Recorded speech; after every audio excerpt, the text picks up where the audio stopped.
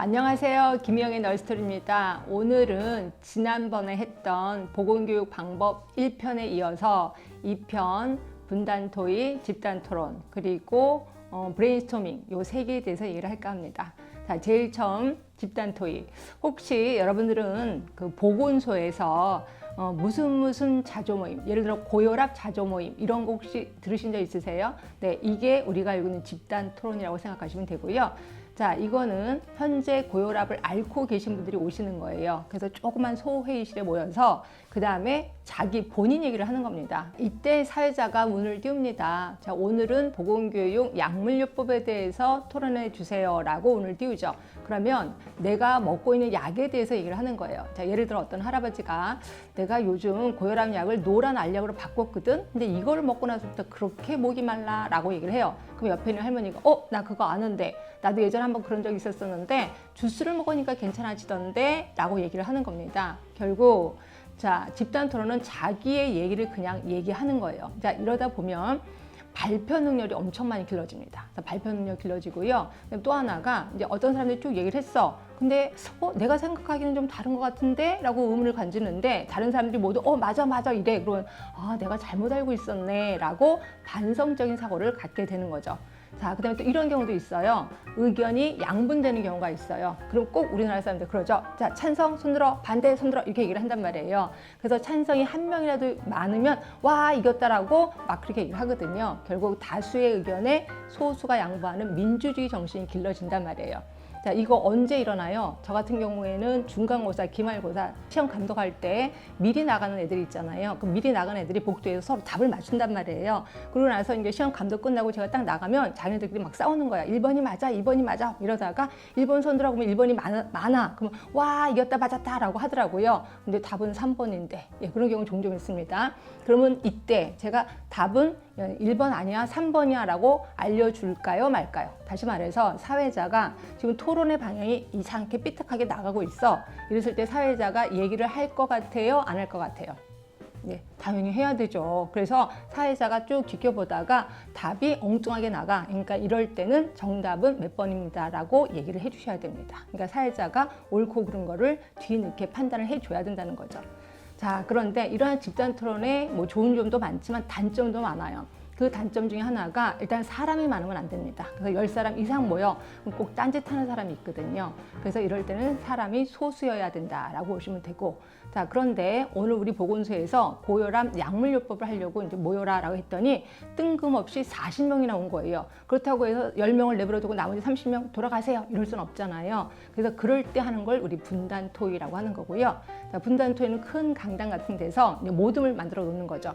1모둠, 2모둠, 3모둠. 그래서 대부분 1모둠에 한 6명 정도, 그래서 6팀을 만드는 거예요. 물론 각각에 대해서 사회자는 없습니다. 전체적인 사회자가 있어요. 그래서 각 모둠의 주제를 같게 해도 되고 다르게 해도 돼요. 예를 들어서 1모둠은 고혈압, 약물요법, 2모둠은 고혈압, 식이요법, 그 다음에 생활요법, 운동요법 이렇게 해놓고, 자, 지금부터 토론해 주세요. 자, 몇 시까지 토론해 주시면 됩니다라고 전체적인 사회자가 운을 띄워요. 그거 엄청 시끄럽습니다. 그래서 이거를 일명 와글와글 학습법이라고도 하는 거고요.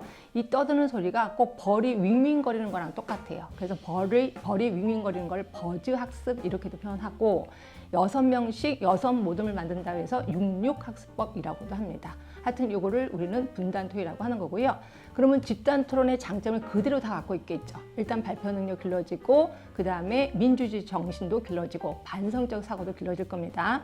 그리고 아까 거기에서는 다수면 안 된다. 근데 여기 분단토의에서는 다수여도 상관이 없다라고 보시면 됩니다. 그래서 분단토의도 역시 알아두시고, 그 다음에 이제 브레인스토밍에 대해서 얘기를 하겠습니다. 자, 브레인스토밍은 지나가는 사람한테 혹시 브레인스토밍 아세요? 라고 하면 모르는 사람이 없더라고요. 그래서 이제 브레인스토밍이 뭐라는 거, 개념에 대해서는 그냥 슬쩍 넘어갈 거고, 브레인스토밍에서의 몇 가지 원칙이 있습니다. 그것만 알려드릴게요.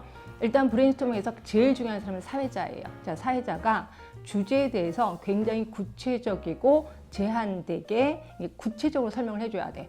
뜬금없이 포괄적으로 얘기하면 배가 산으로 간다라고 보시면 되고요. 그래서 구체적이고 제한된 주제를 설정을 하는 거예요. 예를 들어 이렇게 얘기하는 거죠.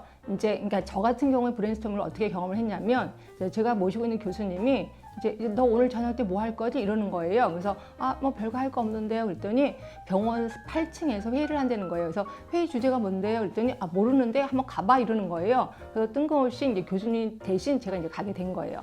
그래서 딱 8층에 그때 한 9시인가여서 밤 9시 딱 올라갔는데 제가 갈 곳은 아니라는 걸 처음에 딱 보고 느꼈어요. 왜? 머리들이 다 희신 뭐 병원장, 부원장 이런 분들이 앉아 계시는 거예요.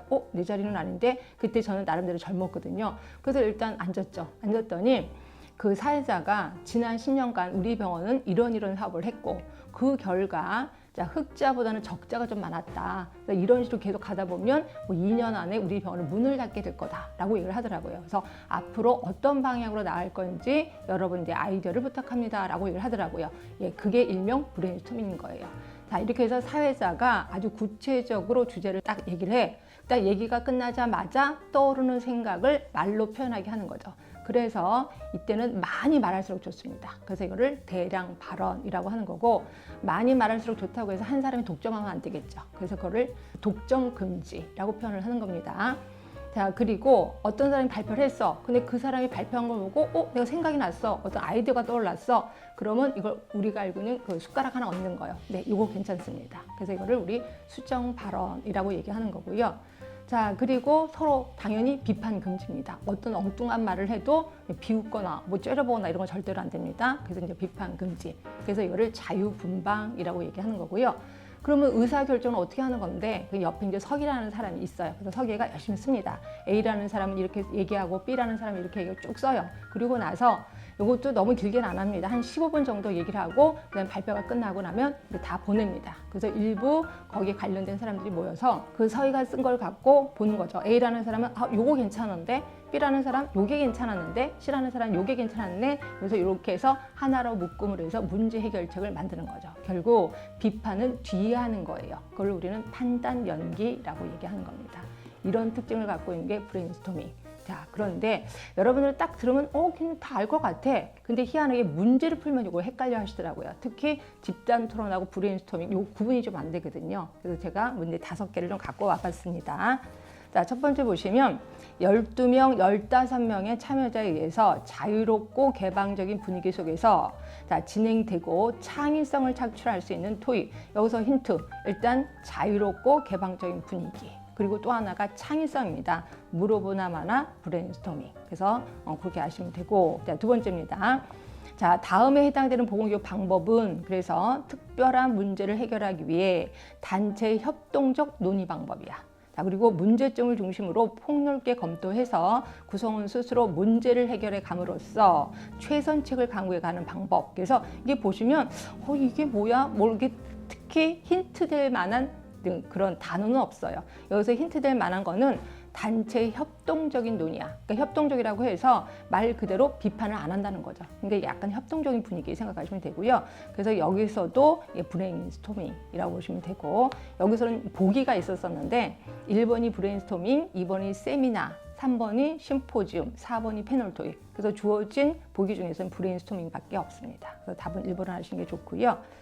자, 그 다음에 3번을 보시면 이거는 집단 토의에 대한 설명을 옳지 않은 것은 이것도 역시 보기가 있습니다.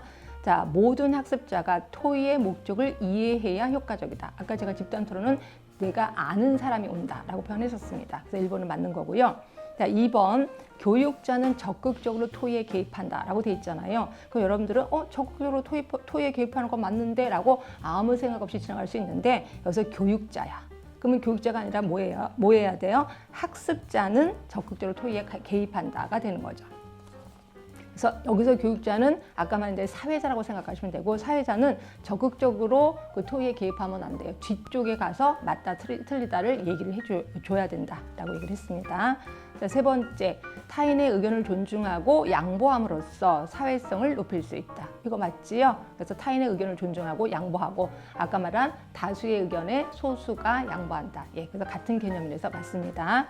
자, 네 번째 보시면 학습자는 능동적으로 학습에 참여할 수 있다. 왜? 내가 알고 있는 사실이거든. 그래서 이것도 역시 맞는 얘기예요. 그래서 여기서는 답이 2번이 되는 거죠. 자, 4번입니다.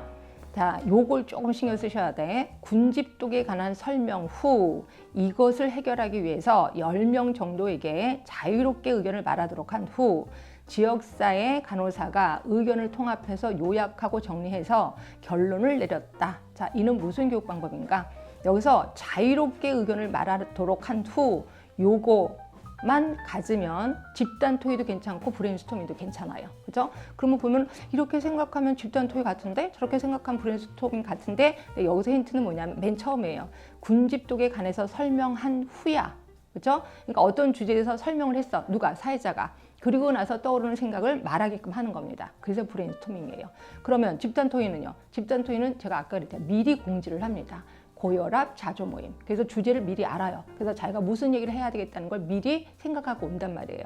근데 이 문제는 미리 거기 그 자리에 모여서 군집 쪽에서 설명을 하고 했으니까 이거는 브레인스토밍으로 가게 되는 거죠. 그래서 이 문제 나왔을 때 다들 이제 멘붕 상태에 빠졌었던 기억이 납니다.